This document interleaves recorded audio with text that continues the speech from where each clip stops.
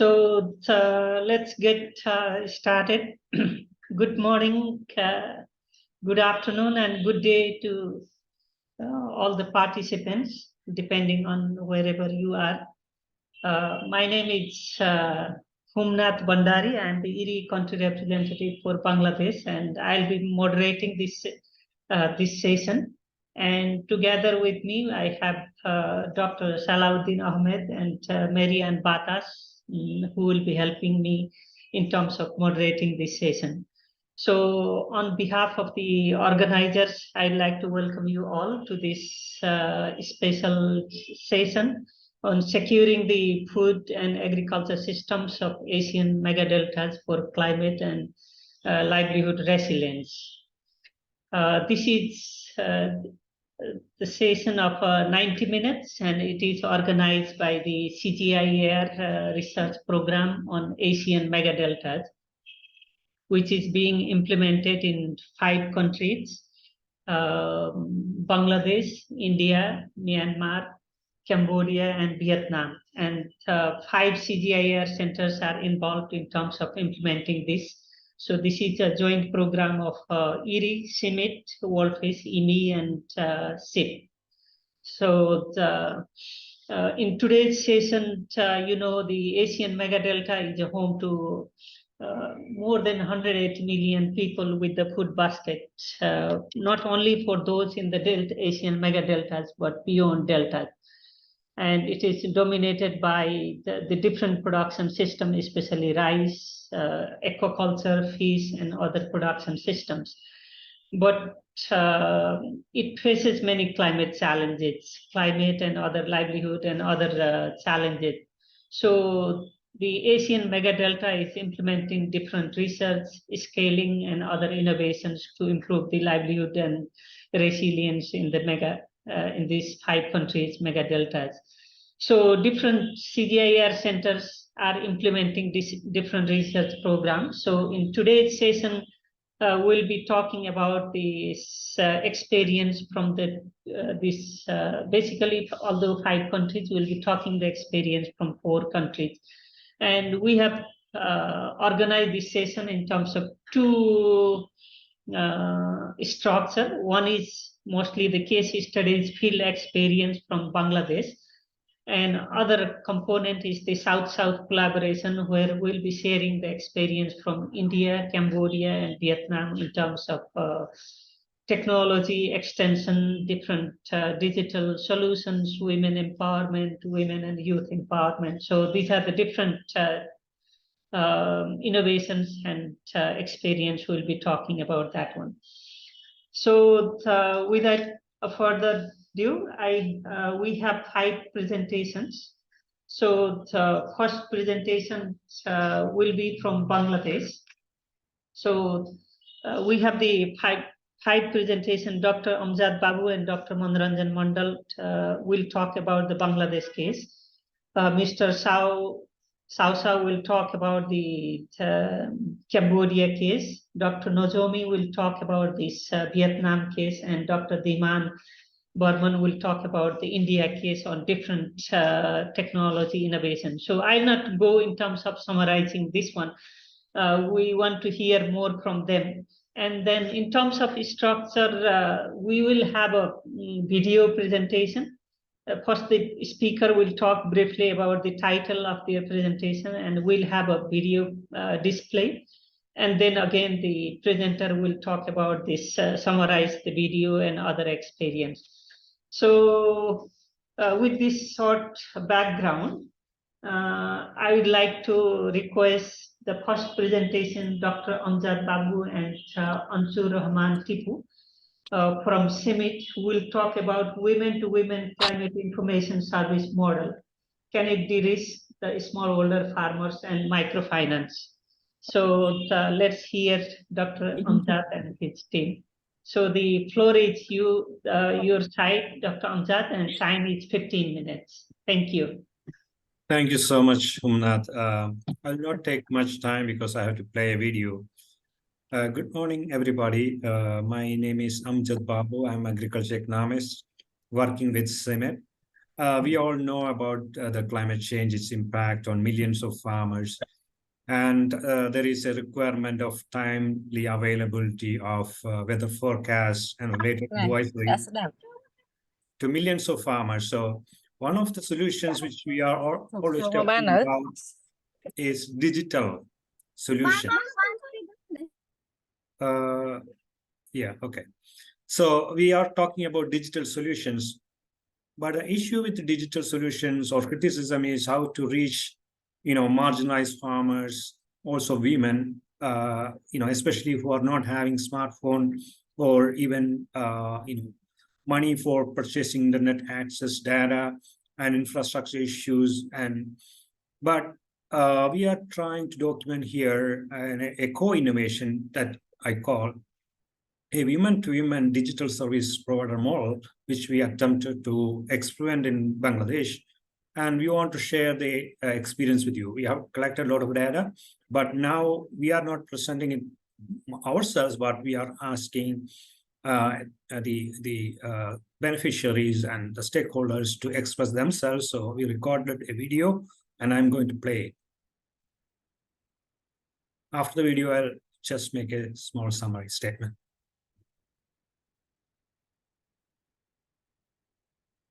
Can you see my screen? Yes, we can see Yes, on go that. ahead. Okay. Yes, we can see. Okay, I'm going to run it.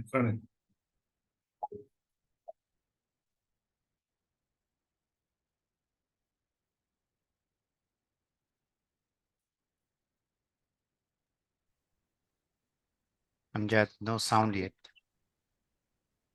Coastal zone of Bangladesh covers an area of 47,201 kilometers square, 32% of the country being the landmass of 19 districts. Around 35 million people, representing 29% of the population, live in the coastal zone.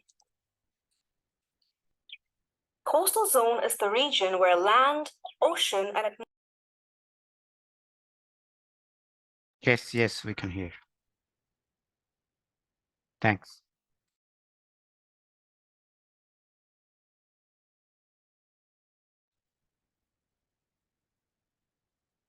But no sound now. Yeah, it was gone also from my end. Amjad.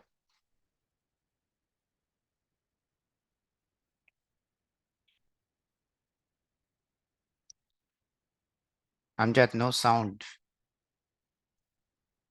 Oh, Oh, now it is okay. it's okay.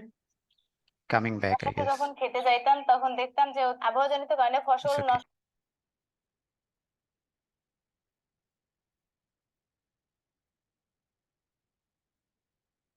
It's coming and going.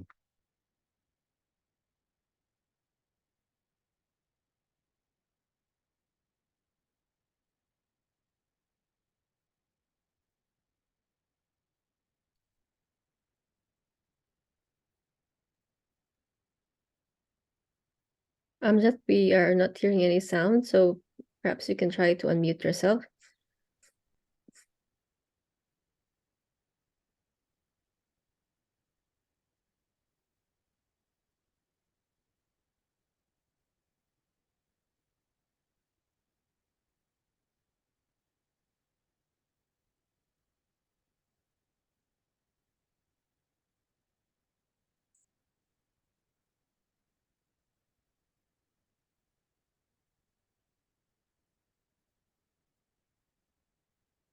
Amjad, there is no sound. one of the tools advised Everybody? climate service that can provide Now it came location-specific back, yes. dynamic advisory on 9 major crops based on a 5-day weather forecast. Came back. গ্রামীণ জন উন্নয়নের সংস্থা থেকে একজন sir আসলো, তারপর বলল যে একটা অ্যাপস আছে, এই অ্যাপসের ভিতরে অনেক কিছু জানতে পারবেন এবং শিখতে পারবেন। তখন আমার একটা আগ্রহ আসলো, তারপর গেলাম ট্রেনিং এ।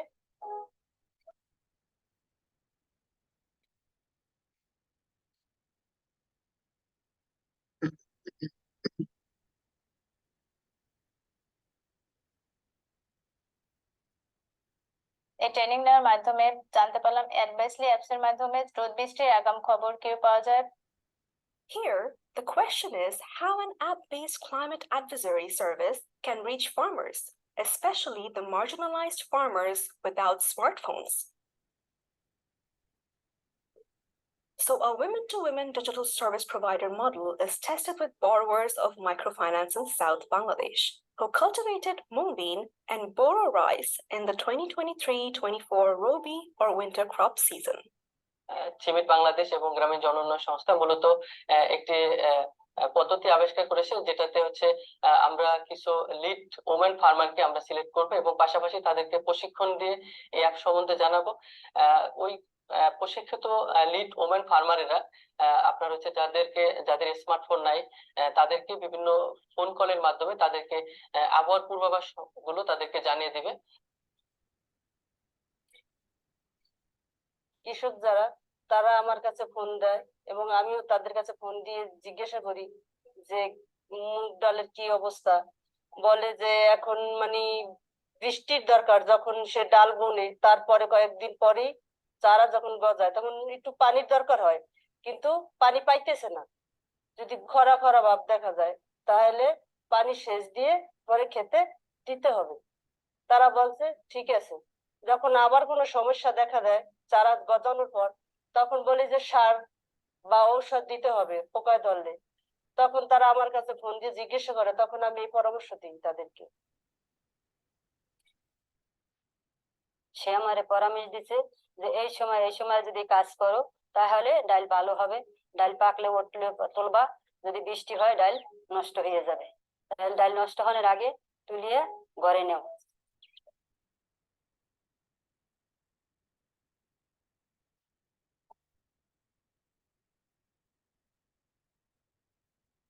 আমি অ্যাপসটি ব্যবহার করে আগাম যে তথ্য পাই তাদেরকে ফোন দিয়ে এই তথ্যের বিষয়ে বলার পরে তো তারা অনেক উপকৃত হয়, যার কারণে আমার কাছেও ফোন দিয়ে তারা এই তথ্য জানতে চায়।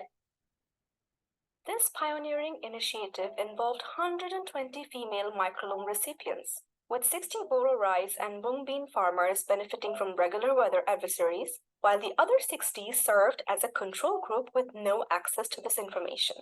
6 women farmers took on the role of service providers, and CIMIT diligently gathered weekly data on how the provided information was utilized. গ্রামীণ জন উন্নয়ন সংস্থা দিয়ে একটি লোন নিছি, সেই লোন নিয়ে আমি মুগ ডাল আর বড় ধরনের ধান চাষ করছি। অ্যাপের পরামর্শ থেকে আমি এই ফসল ভালো পাইতেছি। আমি আস্তে আস্তে লোন পরিশোধ করতেছি। যদি ফসল ভালো না হইতো তাহলে লোন পরিশোধ করতে পারতাম। Good crop production has brought a smile on the face of the farmer. They are now able to repay their small microcredit loan. যেহেতু আমাদের মহিলা লিড ফার্মারেরা অন্যান্য কৃষকদেরকে ফোন কলের মাধ্যমে এই আবহাওয়ার যে পূর্বাভাস সেটা জানাচ্ছে, তো আমরা তাদেরকে আর্থিকভাবে সহায়তা করতেছি। তো এক্ষেত্রে তারা আর্থিকভাবে লাভবান হচ্ছে, পাশাপাশি এই কাজগুলো করার কারণে তাদের সামাজিক মর্যাদাও বৃদ্ধি পাচ্ছে। Moreover, it was equally notable how this initiative empowered the women service providers, elevating their social status and offering them a supplementary income source. The women-to-women extension model, combined with the utilization of a weather-based advisory tool such as Agvisely, has emerged as an inspiring development. There's a sustained enthusiasm for continuing to experiment with and expand this innovative approach further.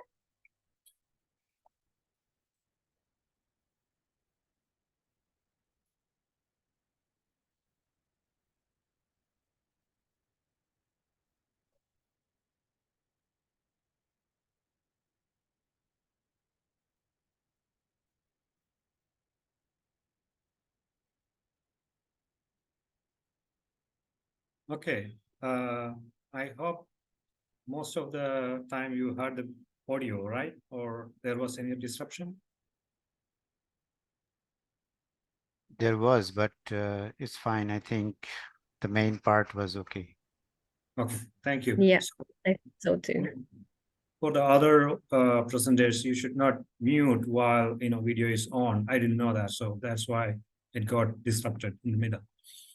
Okay, so what I wanted to say about this experiment of women-to-women service provider model, digital service provider model, is everybody has a stake in it. For example, the lead women we actually train, their benefit is monetary, and also they are getting a additional social recognition because they are able to provide timely information to other women in the locality. So they have they are happy with the increased social standing and additional, even though small remuneration for the service they are providing. For the beneficiaries, the main thing is they are getting timely weather advisory, even though they don't have a smartphone or they can afford internet connection, and they are getting actually this information provided within a digital system without a smartphone. So that's their benefit. In case of the NGO or microfinance organization who is providing these loans, they have an interest to get their investment back without farmers losing the crop because of weather issues. So if mung bean or boro rice in our experiment, they were able to harvest it without major climatic disruptions, it also ensured the payback. So it has a kind of insurance behavior. So it means there is a potential to develop a kind of credit-linked climate service within this model, because if somebody is taking a credit from microfinance, if the digital service provision is combined, it becomes a job opportunity for some of the women and also a protection or insurance kind of guarantee for the microfinance. So we are hoping that this model can be again tested and scaled. I'm stopping here. I think I'm ready to answer questions later in the discussion time. Thank you. Yeah, thank you, Amjad, for that very interesting and important presentation, as well as the video, how the digital solution is impacting in different fronts, like beneficiary in terms of increasing productivity, effective crop management, and then timely harvesting of different crops so that it can improve the resilience.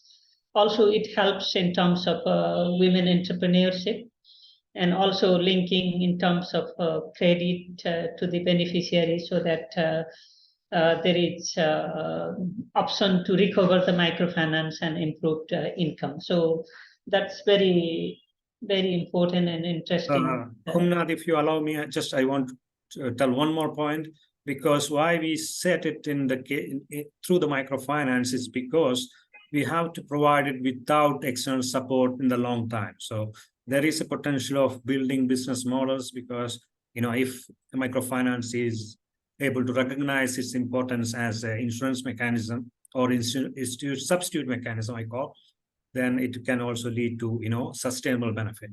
Thank you. Thank you for this addition. I think we still have 3-4 minutes, so maybe given the allocated time of 15 minutes, we can take, although we'll have a question and answer session at the end, but if there are any 1 or 2 burning questions anybody want to raise, we can take 2 questions for now.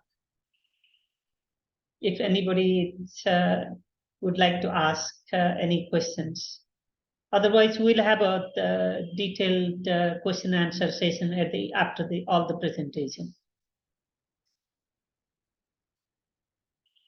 Yeah, I think silence means maybe no at this stage. So we can move to the next presentation. Thank you, Amjad. Maybe you can stop sharing your video, and we'll move to the next presentation. So next presentation will be by Dr. Manoranjan Mandal and Pinky Rai. They will talk about this Bangladesh case about resilient production system for the food security of the coastal communities of Bangladesh. So ERI has been implementing the diversified production systems in the coastal zone of Bangladesh under in the past, as well as under the current Asian megadelta. So he will talk about this presentation. So this also involves first Dr. Mondal will introduce the topic, then they will play the video, and then at the end he will summarize the presentation. So Dr. Mondal, floor is yours and time is 15 minutes. Thank you. Thank you, Dr. Bhandari. And then welcome all the participants to our presentation. Actually, Dr. Bhandari mentioned that ED has been doing the product agronomic package development through improved water management involving the community for a long time in the coastal zone. So, and then by working with the community, this coastal zone is the climate vulnerable region. So it's very much uncertain. You have seen from Hamzat's presentation that they are giving the message to the farmers that weather issues, that the rainfall in the dry zone is very critical. The crop can be damaged at the maturity or before harvest. So so now we wanted to develop. We try to develop a resilient production system and nature-based solutions involving the community leaders, and then the women and youth there. So I will just highlight that the present production system, the existing production system of the farmers, is a climate risky, and then we have developed a resilient production system. And then one of our farmer from Khulna area, Polder Halia village, Halia of Polder 34/2P, she will explain her learnings, what they have learned. So better listen from our respondent farmer, one of our respondent farmer. May I request to play the video, please? Sure, sir. Just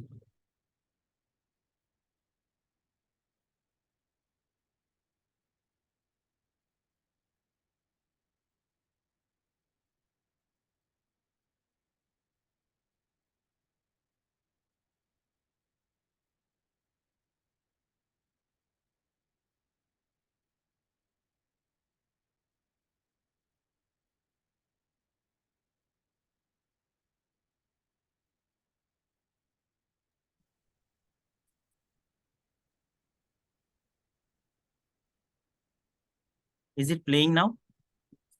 Yeah, but Play, but no sound. you should be unmuted.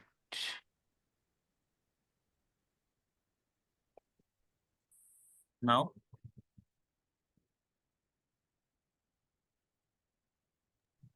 Still no Not sound. yet.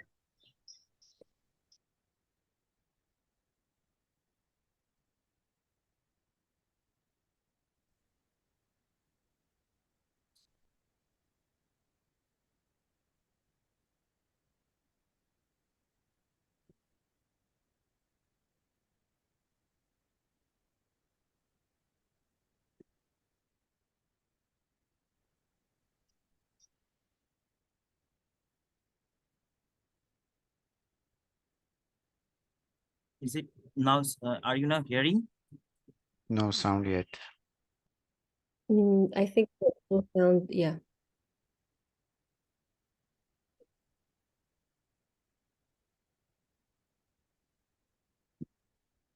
No sound.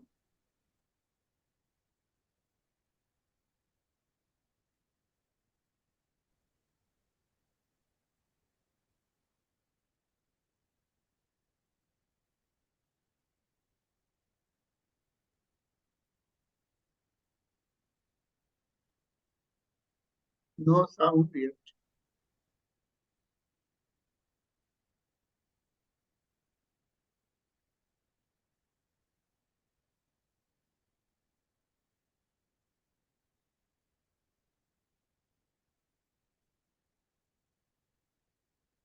No, there is no sound.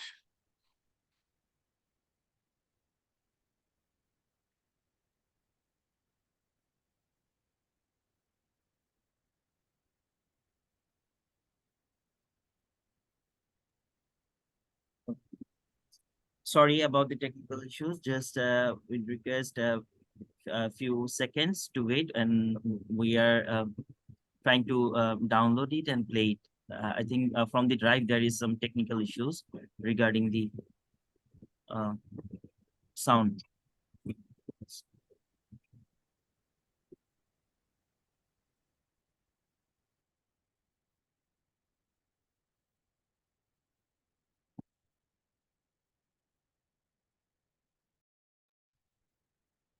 Sorry for the technical glitches. Participants, please bear with us.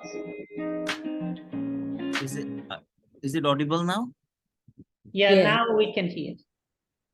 Okay.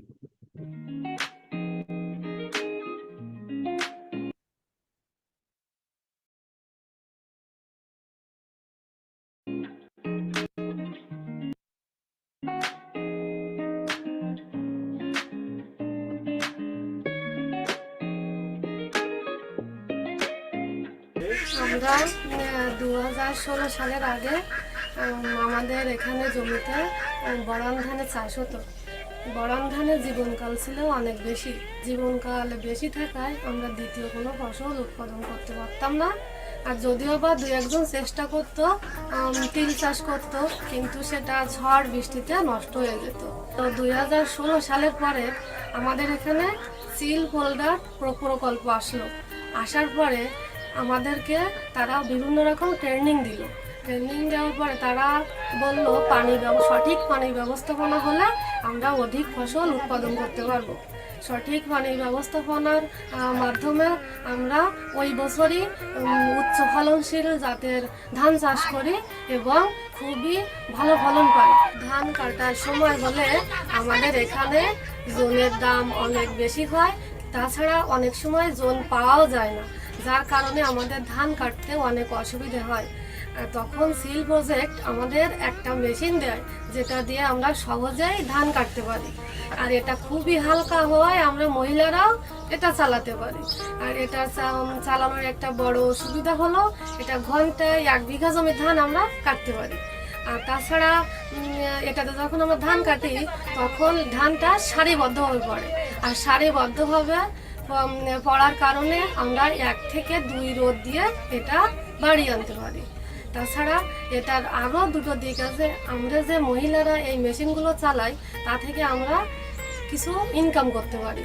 আর যে কৃষক আমাদের দিয়ে ধান কাটায় তাদেরও অনেক টাকা সাশ্রয় হয়। ধান ঘরে তোলার পর আমরা জমিতে নরম থাকা অবস্থায় আমরা ওখানে সূর্যমুখী ও ভুট্টা বীজ পুঁতে দিই। বীজ পুঁতে দেওয়ার পর গাছ যখন বিঘাতখানে বড় হয় তখন আমরা গাছের ভিতরে ছোট পাওয়ার টিলার দিয়ে চাষ করি। চাষ করার পর সেখানে আমরা সার দিই, আবার একটা চাষ দিয়ে আমরা গাছের গোড়াগুলো বেঁধে দিই। এতে করে আমাদের জোন খরচও অনেক কম হয়। আমরা বাজার থেকে যে তেল কিনে খাই সেটার দাম অনেক বেশি। আমরা নিজেরা সূর্যমুখী উৎপাদন করি এবং এই বীজ থেকে যে তেলটা হয় সেটা আমাদের পরিবারের জন্য আমরা ব্যবহার করি, খাই। আর এই তেলটা অনেক সুস্বাদু এবং পুষ্টিকর এবং পরিমাণেও অনেক কম লাগে।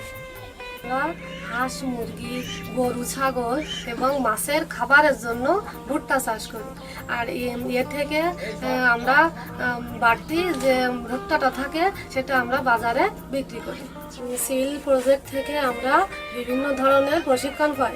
এর ভিতরে কৃষক মাঠ স্কুল প্রশিক্ষণের মাধ্যমে আমরা ধান লাগানো থেকে শুরু করে ধান সংরক্ষণ করা পর্যন্ত আমরা বিভিন্নভাবে বিভিন্ন পর্যায়ে তাদের কাছ থেকে প্রশিক্ষণ পাই।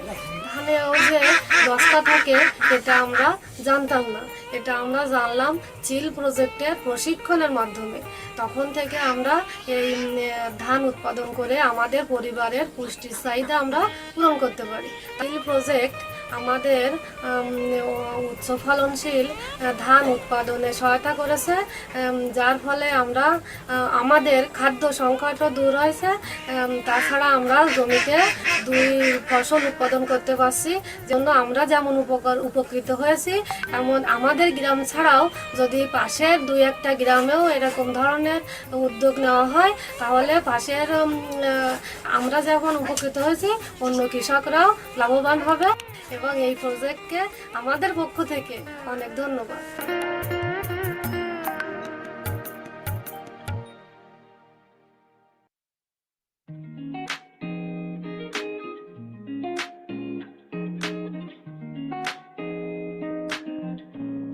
Please stop your screen.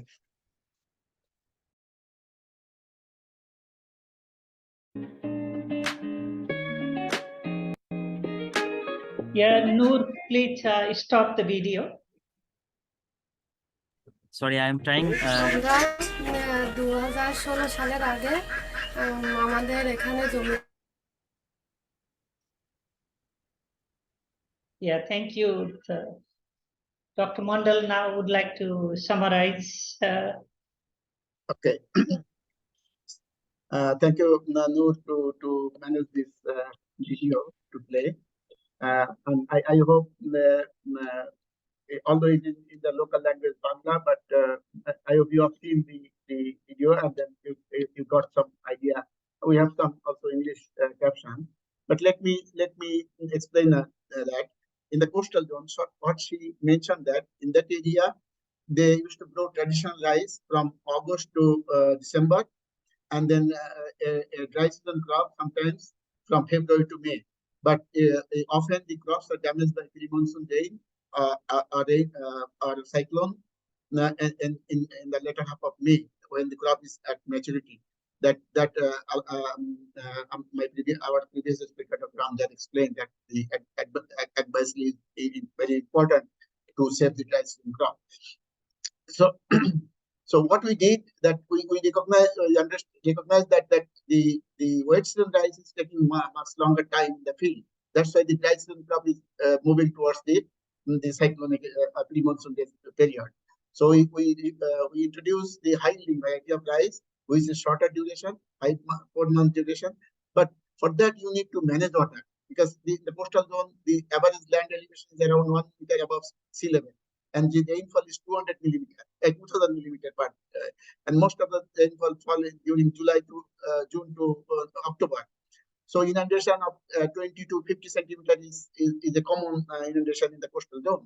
So you have to manage the water, but there is sluice gates and there is high tide, low tide in the rivers. So by natural gravity we can improve the water environment. That we teach the farmer, and then introduce the high yielding variety in a small watershed area, not in the individual farmers. Individual farmers activities will not work in the coastal zone. Technology development. So we developed the new technology development model, cluster-based farmer field school. Farmer field school is a proven technology for agriculture technology dissemination. It worked well, very well in the other parts of Bangladesh, but not in the coastal zone, because the hydrology is a constraint there. So when a group of farmers, around 50-60 farmers in a contiguous area, they cultivated HYB and they opened the sluice gate in collaboration with the water management organization, and then able to successfully grow the high yielding variety. When they are able to finish the high yielding variety and harvest by end of December or within December, then the soil is still wet. So we ask them to go for dibbling maize and sunflower. So they dibble that. You have seen the video. But how to till that land and then incorporate the fertilizer, and there are some weeds also. So we developed a mini tiller in partnership with the BARI, Bangladesh Agriculture Research Institute. Then we pass that mini tiller in between crop rows to pulverize the soil, and then remove the weed, incorporate the fertilizer. And with this, they can be harvested. The crop can be harvested by end of April, within April. So that is a relatively climate resilient. It is not the coastal zone is not a climate risk-free zone. So it is, if we can harvest the crop, then by April, then you can see that it is more or less resilient. Then we introduce the mechanization. You have seen that we develop service provider involving the women who manually harvest the paddy, and then we empower them, we train them, and you give them a refund, and they earn more than the manual harvesting. Their treasury is reduced, and they can utilize some of the money for their personal use social status is improved, that Amjad also mentioned. If the women can give some support to the family, then social status is improved. We also observe similar things. And by this way, the farmer are able to harvest 2 crops. So the rice equivalent yield of the previous patterns of the farmers practice 2 to 7 tons per hectare per year. But in this case, we scale this to 4 folders involving a large number of farmers, 400 to 500 farmers. And then we found that the productivity has increased from 6 to 15 tons per hectare per year. Why 6 is there? Because of the climate phenomenon. Sometimes there is rain in the month of February, March, and we observe that that if there is 60 to 70 millimeter rain in a day, that can damage the dry season crop. So this is from my end. We have developed a resilient cropping system, and then empowered women and youth to encourage them to bring in agriculture. Thank you very much. Yeah, thank you, Dr. Mandal, this finishing on time and also presenting the case of Bangladesh, where the combining community-based water management together with diversified and mechanized production system with the nature-based solutions, and then capacity development can reduce the drudgery of women and also increase productivity, resilience, and improve the empowerment of women in the coastal zone. So thank you for presenting the case. I think we consumed the time, 15 minutes time allocated for Dr. Mandal. So let's park questions after all the presentation. And you can write your questions in the chat box so that we can collect and discuss later. So we have heard 2 presentations from Bangladesh. Very good example of how the different technology innovations and business model are impacting the community in terms of increasing productivity, resilience, empowerment, all these things. Now we have 3 more presentations. These are based on the South-South collaborations, how the technology innovations in other countries can be replicated or can be utilized in other countries. So we'll hear the lessons and experience from 3 other presentations. So the 1 presentation from Cambodia, 1 presentation from Vietnam, and another presentation from India. So the next presentation will be from Cambodia. So the presentation will be about the role of water connecting the community fish refugee and then farmer water user community in improving fisheries and rice production in Cambodia. So again, we'll have the video and then some discussion led by Mr. Sok Sao, sorry. So the allocated time again for this presentation is 15 minutes. So Mr. Sok Sao, the floor is yours to play the video and then summarize what are the key lessons from the work in Cambodia. So thank you. Okay, thank you. Good morning, everyone. The case in Cambodia is talk about the coordination and how the community work together, like for the community field issues, farmer water user group community, and how could they work together to address with the climate change as well, especially the dry season, and like the community people they need to deal with the climate change, especially the drought, in food production system in the community. So I will explain more detail after I play the video. I will show about the case detail on this. So let's have a look on the video first, and then I will explain more detail on the case in Cambodia.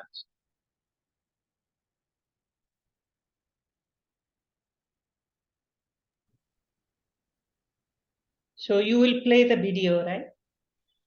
Yeah, I will play. Can organizer play the video for me? I think maybe it's more easy than this to play from here. Then again, Noor Bhai requests for you to, I guess we need to Yes, download can and play you? it. Yes, Okay. Do you I need some time in that case. And also, can you please mention the title of your video? Yes. Now, do you see my screen? I start to share the screen, but Not yet.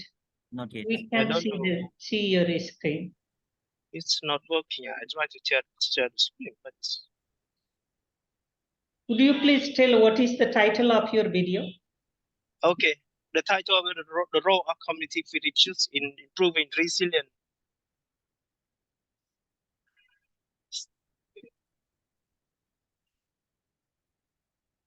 Do you see the video? Not yet. The role of community field issues in improving resilient food system. Role of community field issues. In photo, I already upload in photos.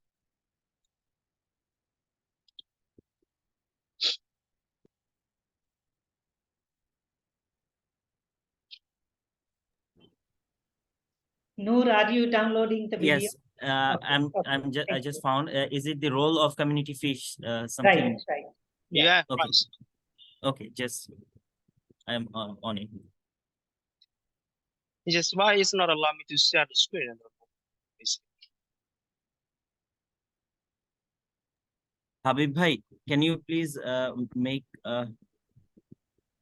Yes, him bhai. Okay, into okay. panelist or co-host? Yes, he is co-host. He's co-host, but he's Yes. not able to share screen. No, please check again. He is allow screen sharing.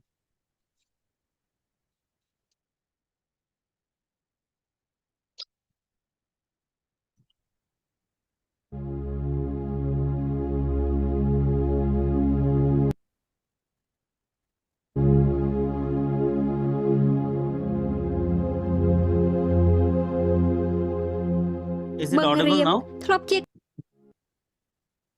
Yes. Yes, it is. Yeah. Okay.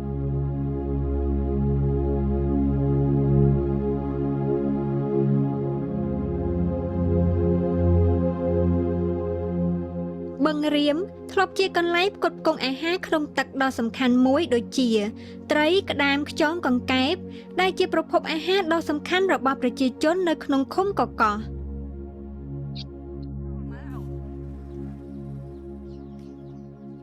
ប៉ុន្តែរយៈពេលចុងក្រោយមកនេះដោយសារតែមានបម្រែបម្រួលអាកាសធាតុគ្រោះរាំងស្ងួតនិងតម្រូវការប្រើប្រាស់ទឹកធ្វើស្រូវប្រាំងកើនឡើងបានធ្វើឲ្យបឹងរៀមរីងនឹងគោកជាប្រចាំនារដូវប្រាំងដែលធ្វើឲ្យបាត់បង់ប្រភពអាហារក្នុងទឹកទាំងនេះ ពីមុនមកបឹងរៀមនឹងវារាក់ពេលខ្លះជាពលរដ្ឋបងធ្វើស្រូវប្រាំងច្រើនពេកវាធ្វើឲ្យរីងហើយអត់សូវមានពូជត្រីទេនៅពេលដែលគ្រោះរាំងស្ងួត មកដល់យើងខ្វះទឹកកសិករប្រើប្រាស់ទឹកយកទឹកធ្វើស្រែធ្វើកសិកម្មទៅវាខ្វះទឹកបាទខ្វះទឹកហ្នឹងគឺថាបូមដណ្ដើមគ្នាបូមបញ្ចេញគ្នាហ្មងខាងខ្ញុំក៏មិនដឹងធ្វើម៉េចបូមទឹកពីបឹងហ្នឹងទៅដើម្បីផ្គត់ផ្គង់ស្រែអញ្ចឹងត្រីវាប៉ះពាល់ដល់ត្រីរបស់យើងនៅក្នុងបឹងងាប់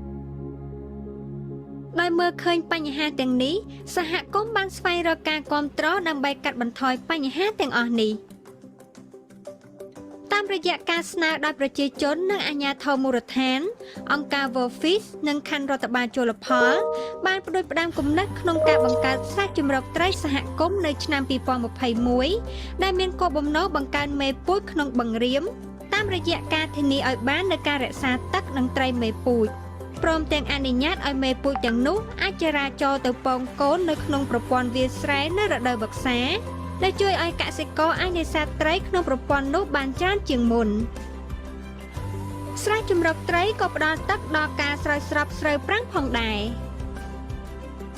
តាមរយៈស្រះជម្រកត្រីសហគមន៍ យន្តការមួយចំនួនបានជួយសហគមន៍ជួបពិភាក្សាគ្នាជាមួយអ្នកពាក់ព័ន្ធការពិភាក្សារវាងសហគមន៍កសិករប្រើប្រាស់ទឹកនិងគណៈកម្មការគ្រប់គ្រងបង្រៀមបានធ្វើឡើងក្នុងការផ្ដល់ទឹកពីប្រព័ន្ធប្រឡាយកកោះចូលទៅក្នុងស្រះជម្រកត្រីនិងការប្រើប្រាស់ទឹកស្រោចស្រពស្រូវប្រាំងចេញពីស្រះជម្រកត្រីត្រឹមកម្រិតកំណត់ដែលមិនប៉ះពាល់ដល់ត្រីក្នុងខែប្រាំងកសិករសហគមន៍ប្រើប្រាស់ទឹកនឹងគឺជាកសិករមួយដែលគេប្រើប្រាស់ទឹកជាសហគមន៍ដូចថាប្រជាជនខ្វះទឹកអីចឹងទៅមកតាក់ទងតាមរយៈអនុក្រមហ្នឹងហើយដើម្បីប្រាប់អ្នកលើហ្នឹងឲ្យបើកទឹកមកចូលតាមបន្លាយមកដល់ប្រើប្រាស់តាមស្រែក្រោយពីយើងសហការគ្នាហ្នឹងគឺទឹកឈប់ខ្វះហើយក្នុងបឹងឈប់ខ្វះហើយឈប់ខ្វះត្រង់ថាដែលប្រជាជនមានការយល់ដឹងនៅពេលដែលបូមចេញពីស្រះហ្នឹងមានកម្រិតគេក្រិត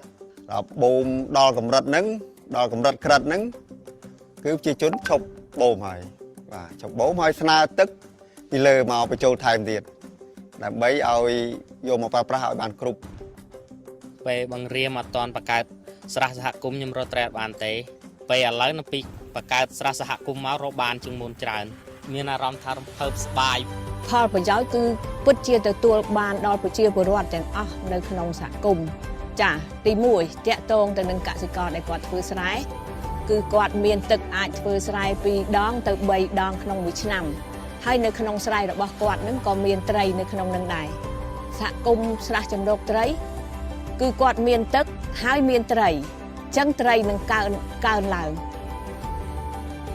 លើសពីនេះទៅទៀតអង្គការ World Fish ដែលមានការសម្របសម្រួលពីអាជ្ញាធរមូលដ្ឋានបានធានាថាការប្រើប្រាស់ទឹកពីបឹងរៀមសម្រាប់ធ្វើស្រូវប្រាំងនឹងបន្តអនុញ្ញាតឲ្យត្រីមេពូជអាចរស់នៅក្នុងបឹងបន្តទៀតក្នុងរដូវប្រាំងដើម្បីឲ្យពួកវាក្លាយជាមេពូជនៅឆ្នាំក្រោយទៅថ្ងៃអនាគតទៅខ្ញុំសង្ឃឹមថាខាងធនធានទឹកហើយនឹងស្រះសហគមន៍ជំរកត្រីនឹងដើរទន្ទឹមគ្នាសម្រាប់ផ្ដល់យោបល់ឲ្យគ្នាទៅវិញទៅមកជាចុងក្រោយនឹងខ្ញុំពិតជាអរគុណដល់អង្គការ World Fish មែនទែនដែលបានពំនាំម្ចាស់ជំនួយឲ្យមកជួយជីកស្ដារបឹងនៅក្នុងភូមិរបស់នាងខ្ញុំហើយជាប្រវត្តិរបស់ពួកខ្ញុំនឹងមានជីវភាពធូរធារជាងមុនហើយសបោត្រីសបោទឹកហើយប្រជាពលរដ្ឋមានភាពរីករាយងាយស្រួលនឹងធ្វើស្រូវប្រាំងមករដូវគាត់ធ្វើបាន3ដងដោយសារដោយអត់ខ្វះទឹកទៀតទេ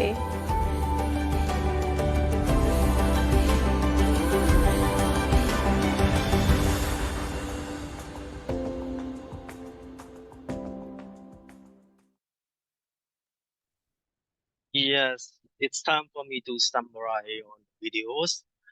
Actually, the video it show about the tension between the community feeding committee and the farmer, especially at the dry season. As in the area, the farmer they do farming 2 or 3 times per year. So at the dry season, the people around the community feeding they try to pump the water from the pond. To the pond for the rye farming. But in the community feeding in the pond, they have the water measurement pole. They have the minimum requirement for pumping the water.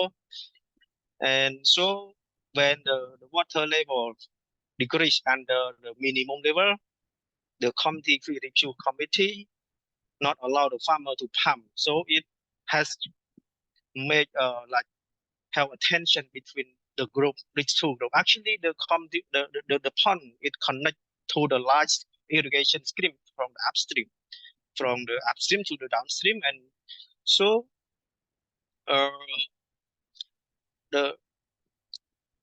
because of the community feeding committee and another group is a farmer water user community committee.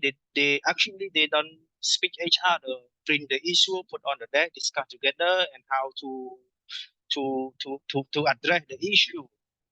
So after through our intervention, our coordination through AMD project and another, we try to engage all the group come together through our coordination. This group like the farmer water user group community and the community free review committee. They come to talk together, discuss together, and how to deal the issue. So after they have a meeting, they always have a monthly meeting and through coordination from the community council. So like when in the dry season, when the farmer pump the water from the community free review and the water level in the pond is decreased, and the committee have to inform to the farmer water user group committee to release the water to the downstream. So it's not an issue now after they have a meeting, the discussion. So like especially at dry season, then the farmer can pump the water from the community free review as much as they can for the dry season farming. So and the farmer can get the fish also, like when the water is, they can cut the fish from the canal, and actually the community fish, they're not allowed to cut the fish in the review, but the fish they can cut the fish in the canal as a canal and in the right field, it connect to the reduce community reduce. That's why the people can cut the fish, so, and the water is available for the whole year cycle. So for farming and for fish in the community in the ponds. Yes, that's all from me.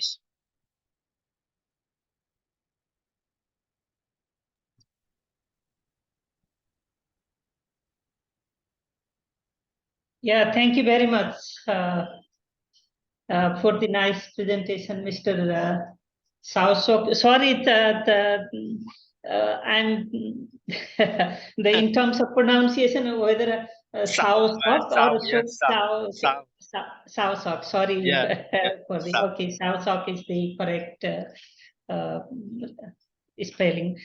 Thank you for the nice presentation, and we are able to learn especially how the community, the role of facilitation, coordination in terms of community-based water management and then fish management communities can solve the conflicts that can optimally use water management and increase both productivity and resilience in both rice fish system and improve the livelihoods.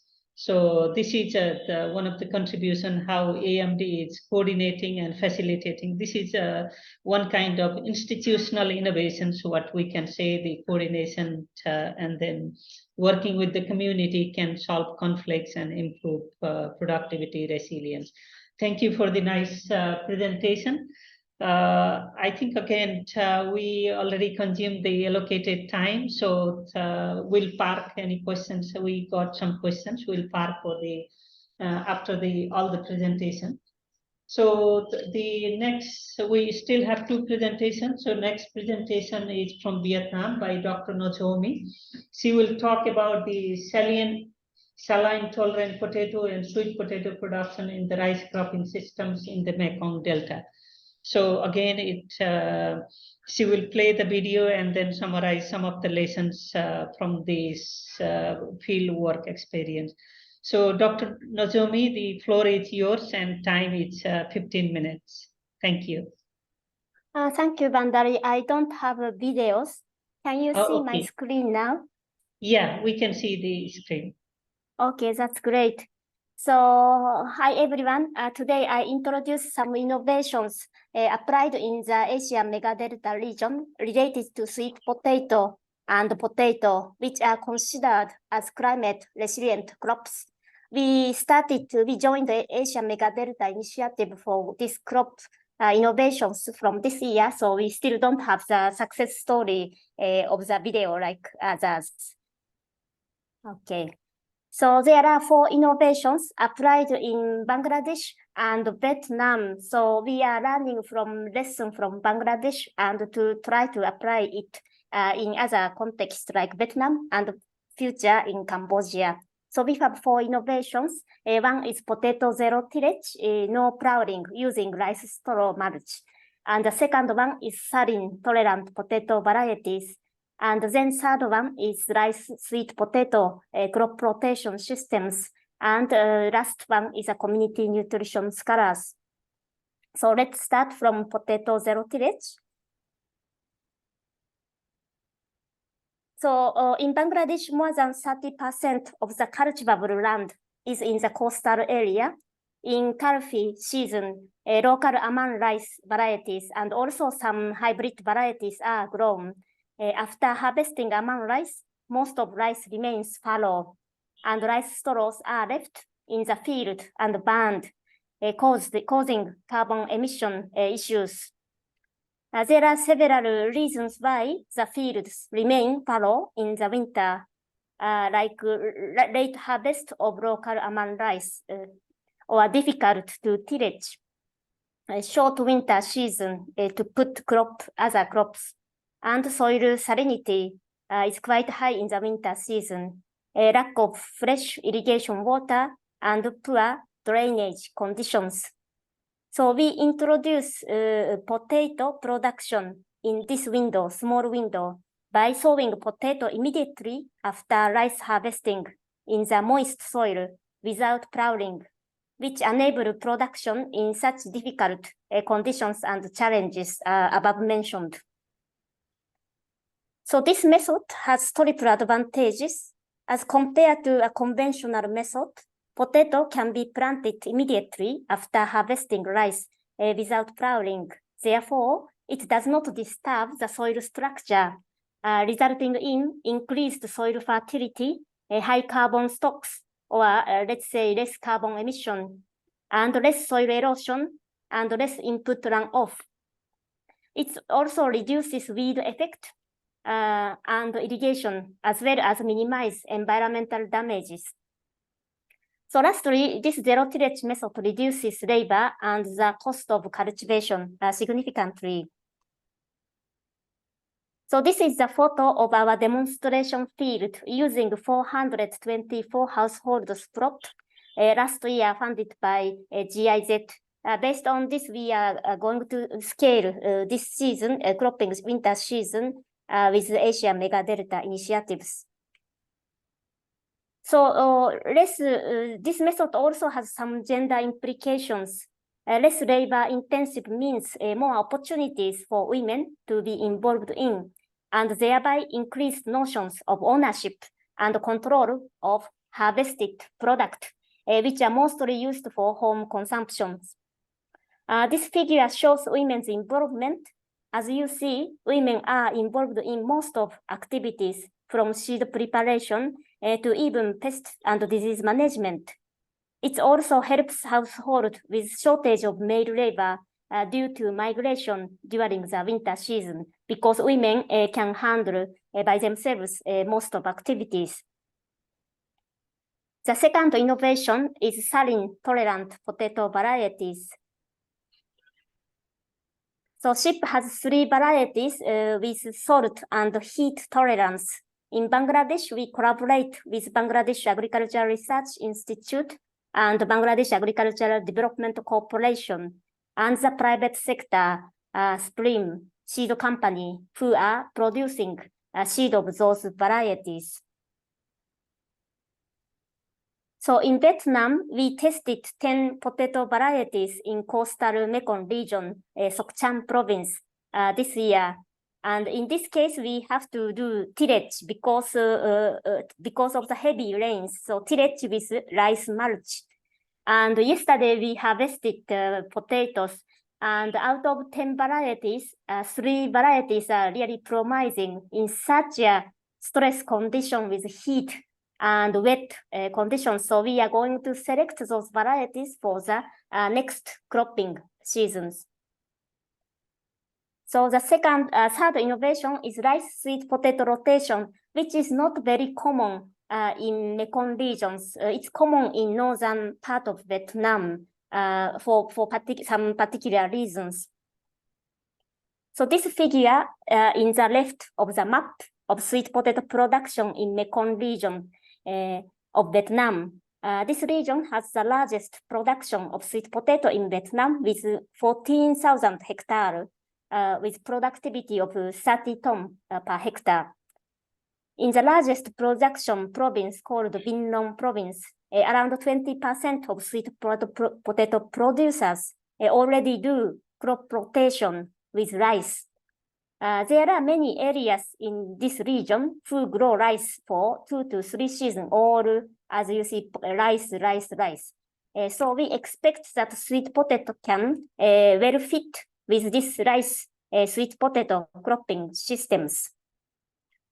However, there are some challenges in sweet potato production, such as tight crop rotation, same as Bangladesh for the cropping seasons, and dependency on single variety of purple for market reasons. And also salinized areas are expanding in the Mekong of the Vietnam.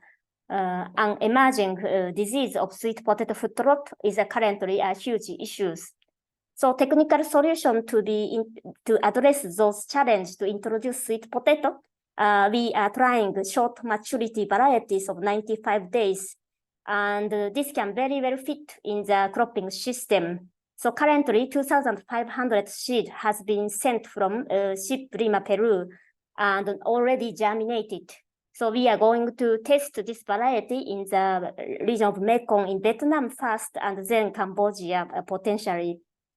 So we also do purple fresh sweet potato breeding to see the saline tolerance and high dry matter content, which is a requirement for market in this region.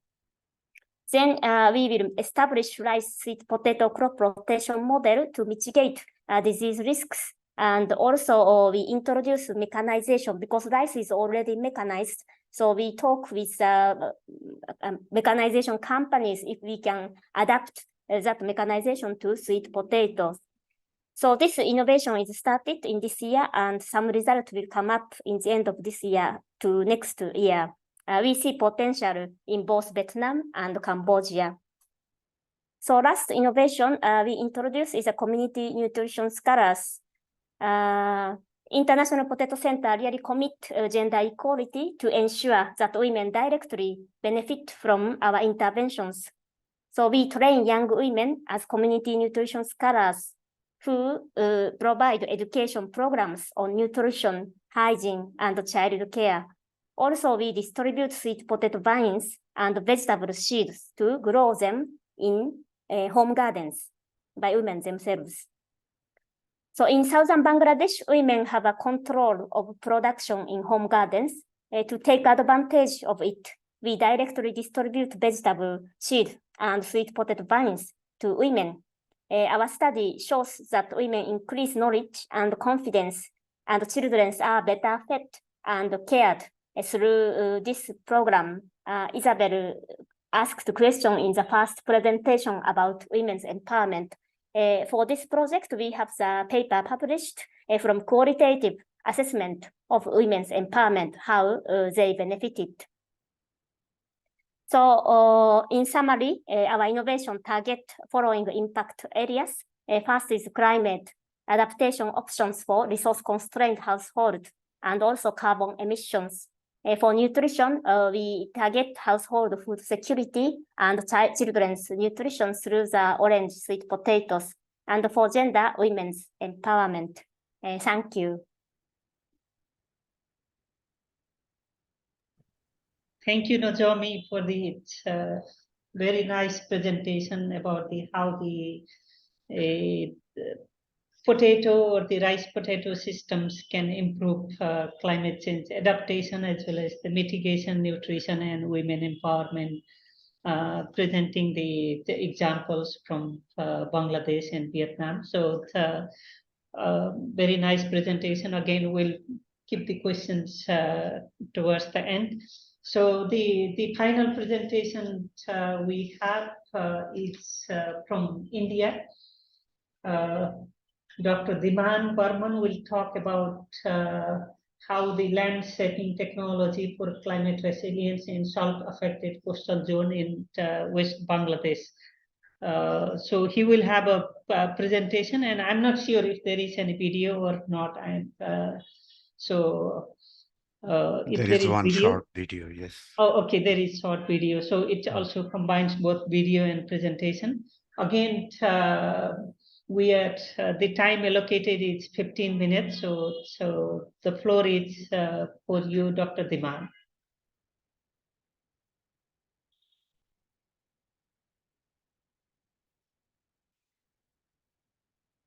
Hello, Dr. Dhiman.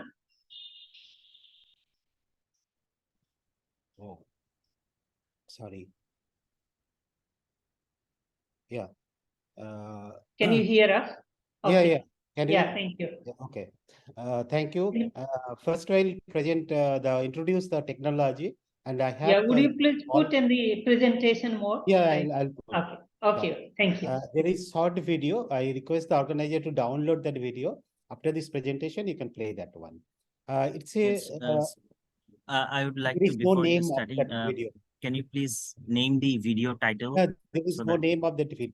There is no Okay, name. I got it. Okay. Yeah. Thank you. It's a related to climate landscaping technology. It's a climate resilient technology. I not go to introduce the basic problems of the Ganges Delta. Already Dr. Manoranjan Mandal and others, they have mentioned similar problems we are facing in the Indian part of the Ganges Delta. In the wet season, there is a problems of waterlogging, and particularly the dry season, we are having the salinity problem and the freshwater scarcity. Though we have received in this region very, very high rainfall, 70 to 1800 millimeter, and that is generally 70% we received during the monsoon season. But in the dry season, there is no water to address, and along with the salinity, to address that problems, we have developed one innovative land management practice, which is called landscaping technology. The landscaping is a very simple technology where the surface of the land is modified, particularly to harvest the rainwater and to reduce the salinity buildup and drainage condition, particularly in the winter rainy season, we face the drainage condition due to low-lying situations, and practicing the integrated farming system around the year. But in this in this area, that's most of the lands even fallow during the dry season due to scarcity of the rainwater. I mean, it's irrigation, good quality of irrigation. So for that, we have developed some of the models for land saving. One is it's called farm pond. This is a schematic diagram. You can see that that 20% of the land has been developed as a pond or the reservoir to harvest the rainwater. And with the excavated soils, we can raise the 20% of the land as a highland to grow the vegetables and the high value crop, particularly the monsoon season, it will be free from drainage conditions. And 20% of the land can be converted to medium land, so we can grow the high yielding variety, short duration variety, and other portion 40% of the remaining. There is a calculations of the water, why you have put that, so that whatever the rain is harvested in this systems that can be utilized, that can be to grow the different crops in the dry season. In the original lowland, where low-lying paddy along with the fish can be cultivated, you can see that some of the pictures from the farmers in the wet season, instead of the only growing rice, they are growing multiple crops along with the rice, fish, and everything. In the dry season, they can grow high value crops. In the raised land, the betel vine is one of the very profitable crops.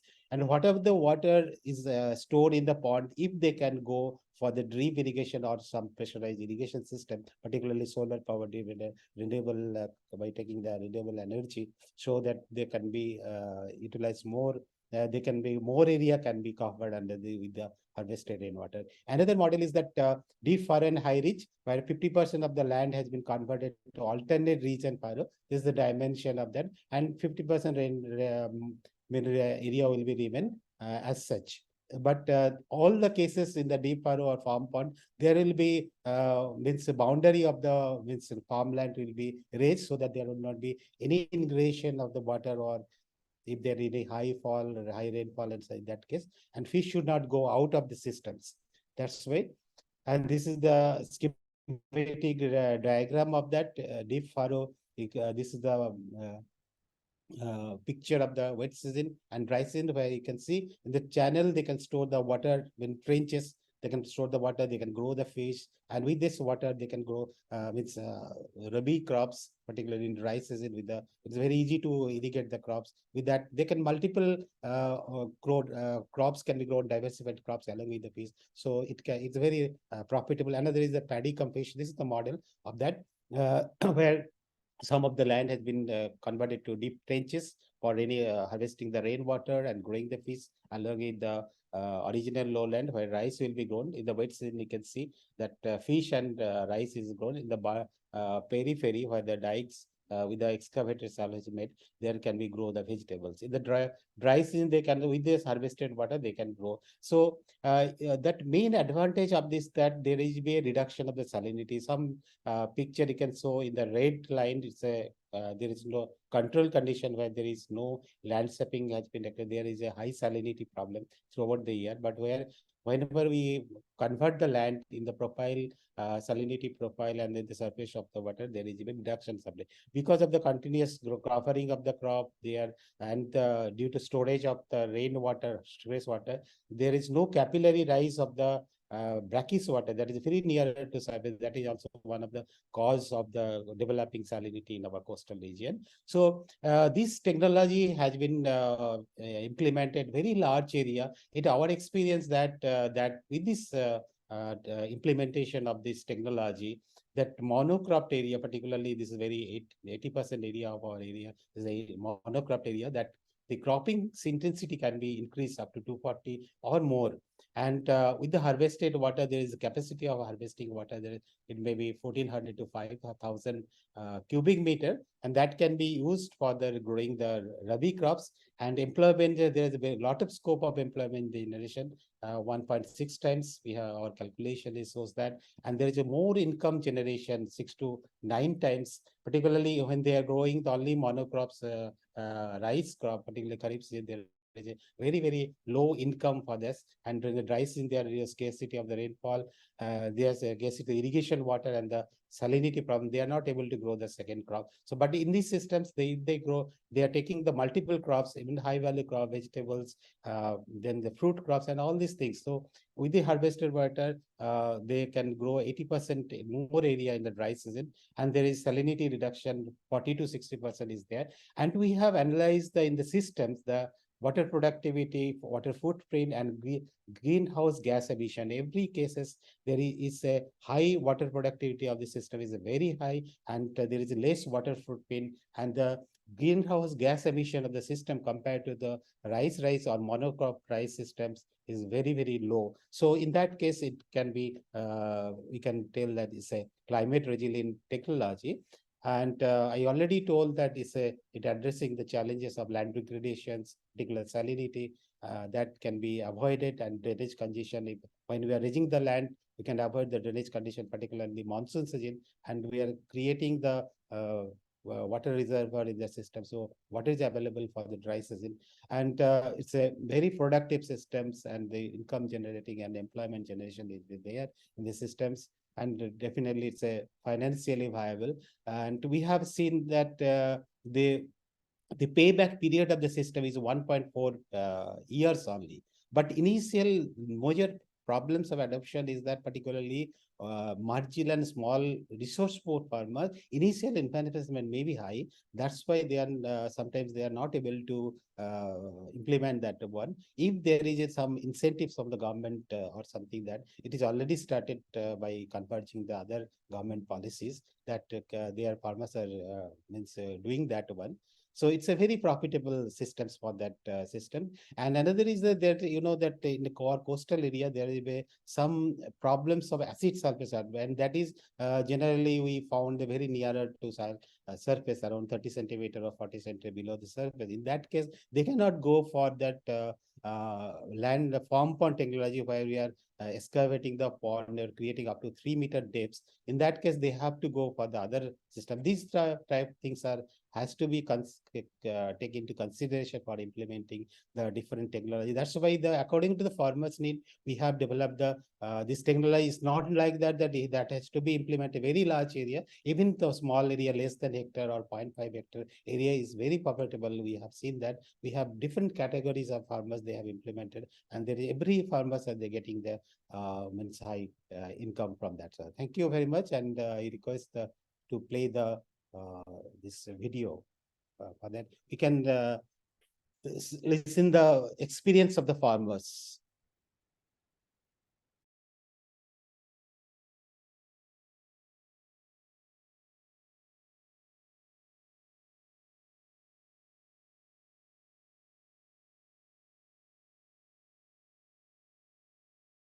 Panchanan Sau, আমি বাসন্তী থানার অন্তর্গত Morgan অঞ্চলের স্থায়ী বাসিন্দা।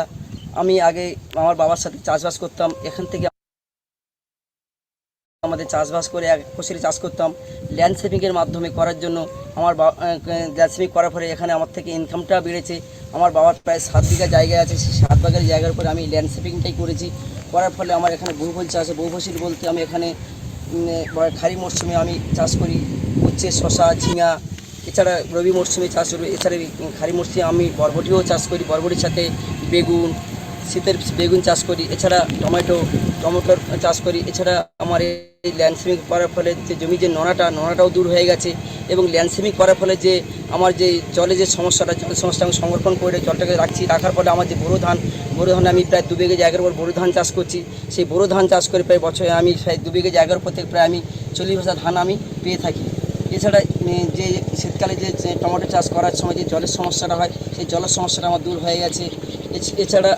এছাড়া আমার আরও আমার 7 বিঘা জমির বছর থেকে প্রায় খরচ খরচা বাদ দিয়ে প্রায় আমি 3 থেকে 4 লাখ টাকা বছর আমি ইনকাম করি। আমার আমার যে জায়গাটা, সেই জায়গার উপর থেকে আমি মাছ চাষ করি। মাছ চাষ করার ফলে আমার বছর ইনকামটাও বেড়ে গেছে। প্রায় মাছ চাষ করে আমি 50 থেকে 1 লাখ টাকা আমি সেখান থেকে ইনকাম করি। এবং জল সংরক্ষণ করার ফলে যে জলের যে সমস্যা, সেই জলের সমস্যা থেকে আমি মাছ চাষও আমি সেখান থেকে করে থাকি।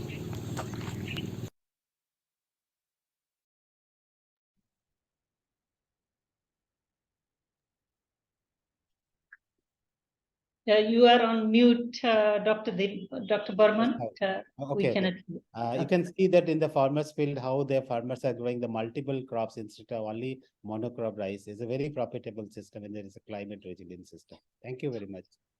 Yeah, thank you very much for presenting how the simple community-based and area-specific soil, the crop and water management can improve the productivity, and the water land management and improve the resilience. I think this is again a very good example of the work at the community level impacting the agriculture. Thank you so much for the presentation. Now we completed 5 presentations. We are running a bit constrained on time. We have 10 minutes remaining, so we have some questions on the chat box. So Mayant, would you please collect the questions from chat box, and then we can read, and then the different speakers can respond to those. Maybe we can allocate about 7 minutes for this one, and last 2-3 minutes for closing. Thank you. Mayan? Okay, yeah, thanks, Bandari. So far we have a few questions here from Isabel, although she left already, but I think these are very good questions. This is for Amjad. So there are 2 questions for your presentation. First is, how are women leaders trained as passing on information is different from using the info, and how do you check if the info passed on is correct?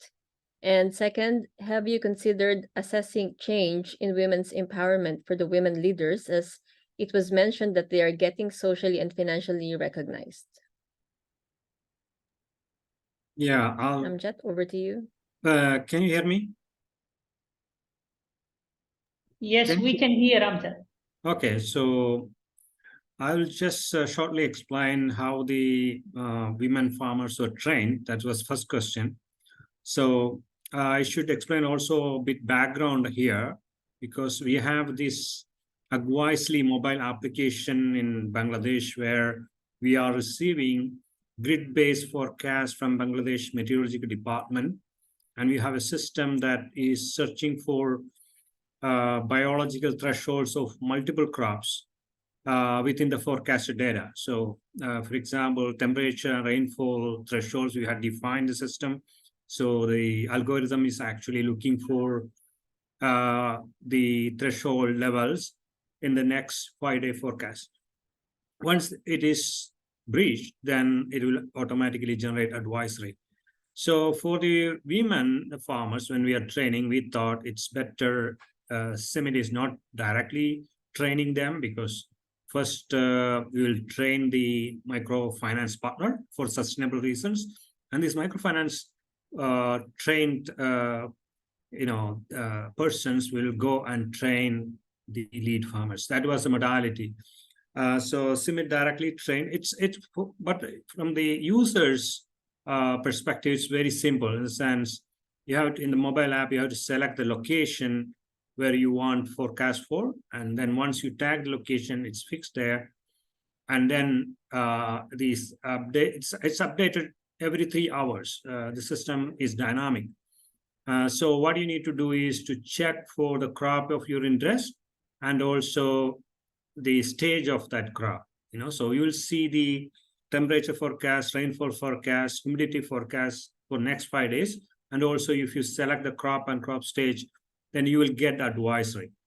So what the training is based on how to use it, how to download it, how to install it, how to open it, how to tag the location, and how to select the crop and get advisory, so that they can read it and use it. And the criteria used for selecting lead farmers is simple. They need to have a smartphone. They need to be able to read and understand this. So many of them were very young. The youth were selected. So that is another advantage here. Youth can be involved. Many women can be, young women can be involved in, climate advisory dissemination. But for the second question about the empowerment of this, the women lead farmers, actually we didn't plan it that way, because it was a side impact that we recognized later. We have collected information of what information is provided by lead farmers to the beneficiaries. We were calling all the 60 farmers every week and asking them what kind of data or information they received and what they did based on of this information. So we were monitoring all 60 farmers for the whole season for both mung bean and boro rice. So we have extensive data. We didn't publish it yet, but we are expecting some publications out of it soon. So we'll be explaining to you what kind of results we are, by statistical analysis. It will come later. Currently, we try to document the impact from the stakeholder perspective here. And we have my colleagues from GJUS also present in this meeting. So if anything additional, they can also add. Thank you. I think it clarifies what the questions. Thanks very much, Amjad. We have another question from Ayub Hossein. This is for Dr. Mandal. So he is asking about, it's clear from the presentation that small machines reduces the drudgery of women. It saves time, it increases income, and improve livelihood. So the question is, are these machines distributed to them free of cost or through government subsidy or microcredit? So this was answered by Dr. Mandal, but perhaps Dr. Mandal, you want to add some more on this, including also the Reaper. I think I answered that, but initially, Dr. Ayub, you know that the mini Reaper was not included in the government's subsidy program or mechanization promotion program, I cannot say. But later on, due to our intervention, the government included that in their promotional program, and 2 of our service providers are able to purchase the Reaper with 50% subsidy, and they have their own reaper, and they are doing the business of harvesting the paddy by reaper. But for the mini tiller,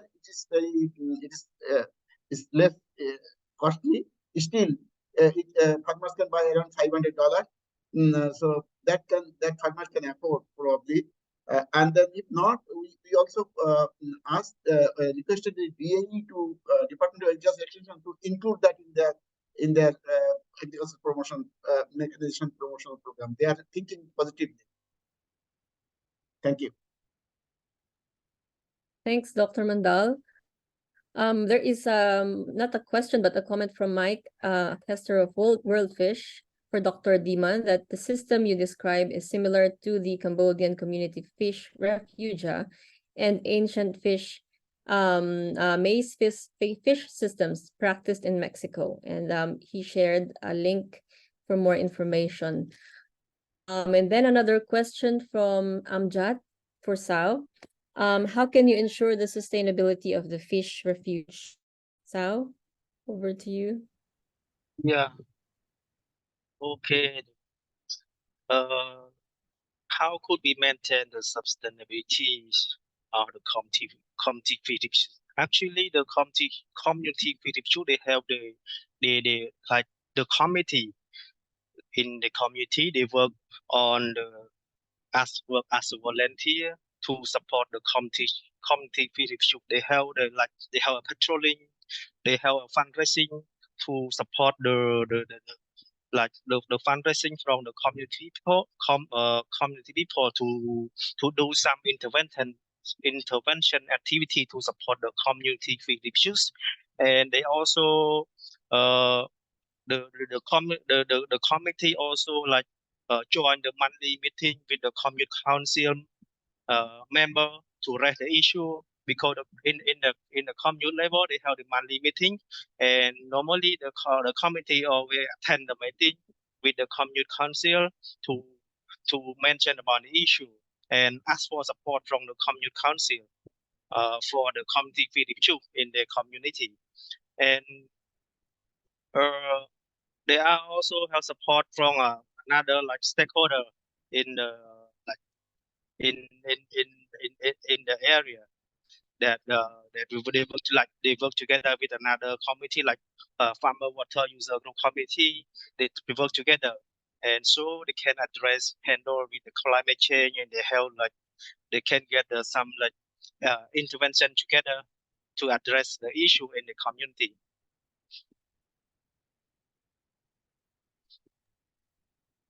Thanks, Sao. I think we have we're past the time. Can we accommodate one more question, Bandari? Yeah, I think we can accommodate one more question. Okay, thank you. So this is from Salahuddin for Dr. Diman.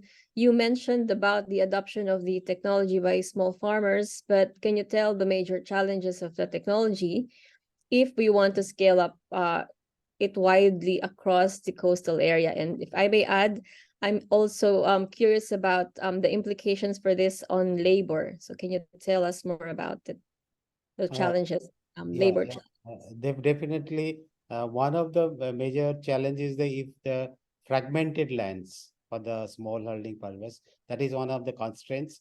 And if their land is away from their home, because they will be introducing the piece, there will be third case, and that is also one of the feedback from the farmers we got.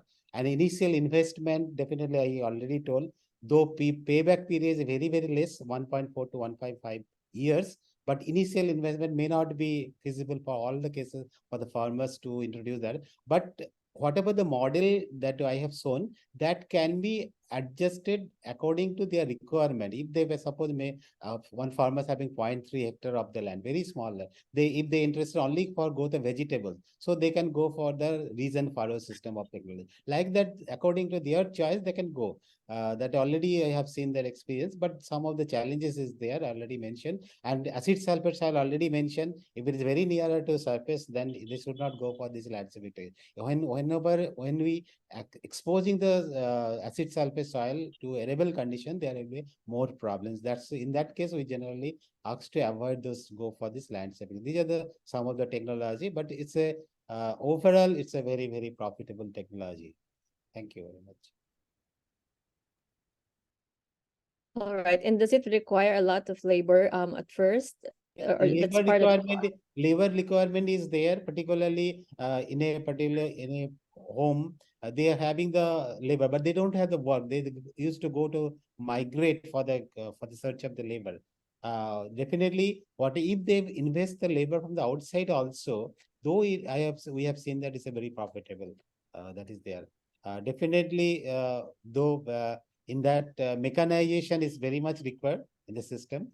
Wherever it's possible, if they can go for the mechanized particular region. That's why with the width of the embankment or the periphery bunds, we have kept in such a way they can go use the power till or small machinery or something like that. They can go for that. Definitely, that is one of the issues for the labor requirement, because nowadays is a scarcity is there, labor constraint.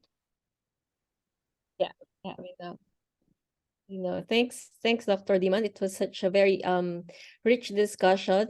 So are there okay, so we now reached the time to summarize the session. I'm happy that our participants remain engaged in the discussion, so we still have about more than 40 participants on the call. So may I call on Bandari to provide the summary for the session?